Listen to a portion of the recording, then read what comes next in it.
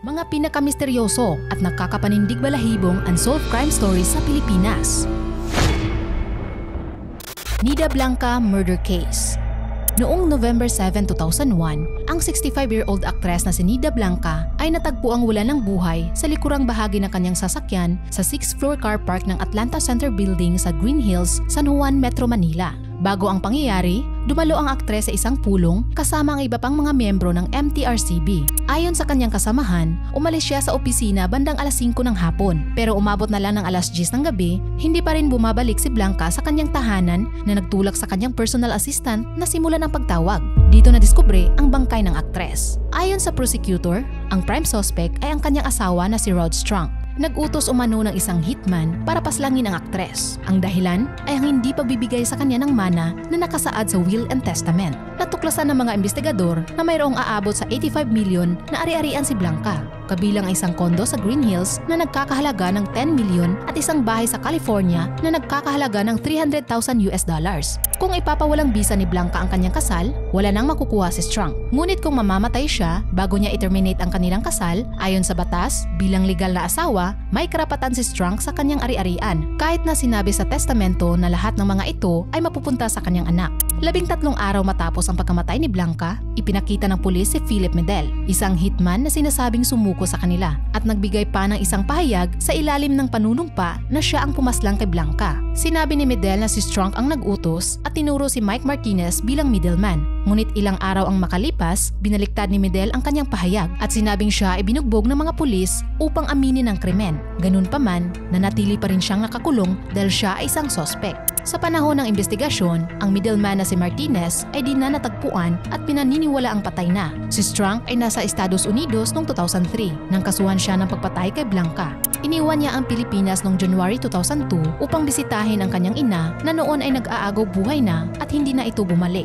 Siya ay nahuli sa kanyang tahanan at ikinulong sa Sacramento County Jail matapos maghain ng extradition ang Philippine government laban sa kanya upang harapin ang paglilitis sa Pilipinas. Tinanggihan naman ito ng US government at nakalaya si Strunk. Subalit noong July 11, 2007, si Strunk ay kinitil ang sariling buhay sa pamamagitan ng pagtalon sa balkonahe ng ikalawang palapag ng Tracy Inn sa Tracy, California. Taong 2008, si Kate Torres, ang anak ng aktres, ay nagpahayag ng kalungkutan na matapos ang 7 taon, ang kaso ng kanyang ina ay patuloy pa ring nakabinbin sa paglilitis. Sinabi niya na siya ay kumbinsido na si Philip Medel ang may sala sa krimen. Si Philip Medel ay nanatiling suspect at nakapiit hanggang sa kanyang kamatayan noong April 7, 2010 sa edad na 62. Siya ay namatay dahil sa sepsis na dulot ng pneumonia sa Philippine General Hospital.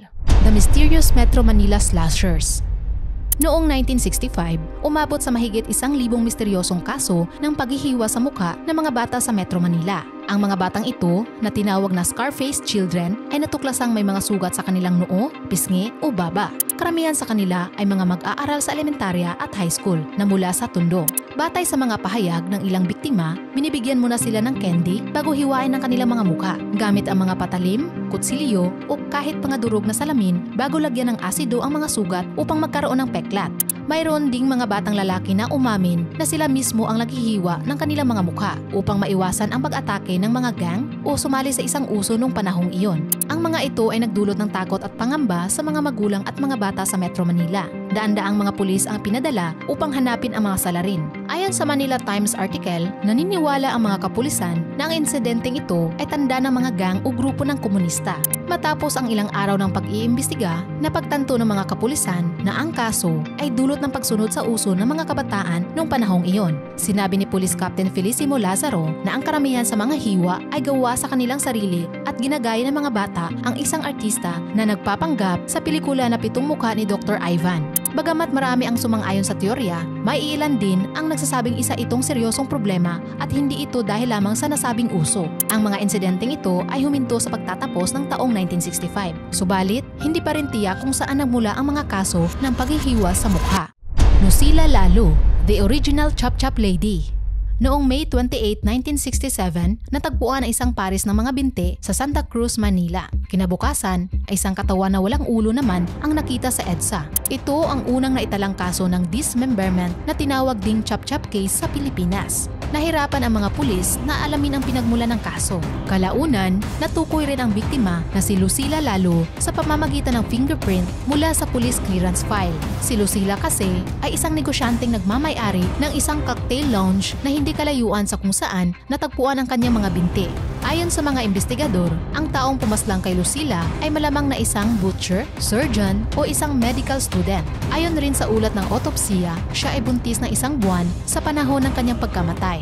Isa sa mga suspect ay ang kanyang common law husband na si Aniano de Vera na siyang ama ng kanyang anak. Si De Vera ay isang pulis na kasal sa ibang babae. Sinasabing nagkaproblema daw ang dalawa, madalas magselos at tagagalit sa kadahilanang may ilang nanililigaw kay Lucila. Nagpaputok pa nga daw ng baril itong pulis sa salon ng biktima 1 buwan bago ito namatay. 3 sa mga manliligaw ni Lalo ang naging mga suspect din, ngunit isa sa kanila ang lumitaw noong June 15. Siya ay si Jose Luis Santiano na nagsasabing siya ang pumaslang kay Lalo. Si Santiano ay isang mag-aaral ng dentistry. Sa handwritten statement ni Santiano, sinabi niya na tumanggi siyang matulog kasama si Lalo nung gabing iyon.